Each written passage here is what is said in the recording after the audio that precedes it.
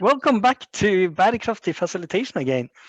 Good to see you. And today we have a treat. Finally, we're going to present you with our facilitation model. It's the model that Svenari and I made in, I think, 2018, was it? Yep, In a collaboration, kind of a Viking collaboration between me in Scotland and Svenari over there in Norway. that is true. So we are going to present to you our 5 intersecting elements to help us understand what facilitation is. And we were trying actually to dive into to figure out what is the magic behind facilitation. I mean, at the start of facilitation, a lot of what people think about are kind of the methods that people use for facilitation. Often that's kind of the first thing that people think about. And when I think about methods, I think about something like affinity mapping, with the post-it notes on the walls, or I think about maybe 2 for all feedback, where you kind of get groups talking together. In there, aligned to that, we have design. We have to make sure that we design in a facilitated activity to ensure that we actually go where we're meant to go.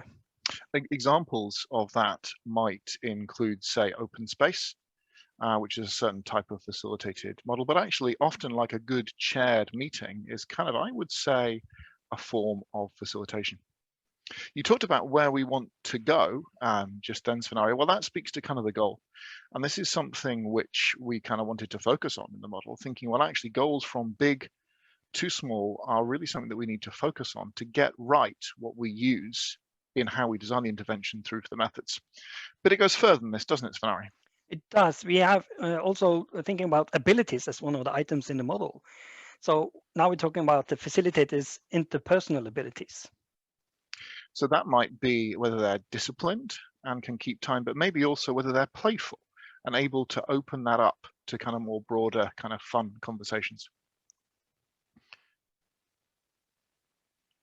So our next one, the last one, is actually social context, because everything happens in a frame. And what are we talking about here, Stephen? Well, this is kind of sits underneath all of these, and you'll see all of these intersect. The social context might be for me as the facilitator, or us as the group, or indeed the organization. And in fact, it's this social contact which enables my abilities, but also social context which then goes around to enable the goal of the group that we talked about. A lot of the time when people talk about facilitation, they talk about these kind of 3 things as the core of facilitation, which they are. But by thinking about it in the nature of the context of the organization and by focusing on the goal, we've found it helps us align these things to achieve the objectives that we want to get. So this is the model, and we'll come back to that in the future. But there's a last thing, isn't there? There is indeed. I mean, as you remember at the start, I said this was in fact a Viking ship to represent our Viking model of Bærekraftig facilitation. So there you go. Our model presented. As I promised, we'll get back to that in the future, but this is the framework that we now use and explore when we discuss and discover more about facilitation. Looking forward to speaking to you soon. Bye. Bye.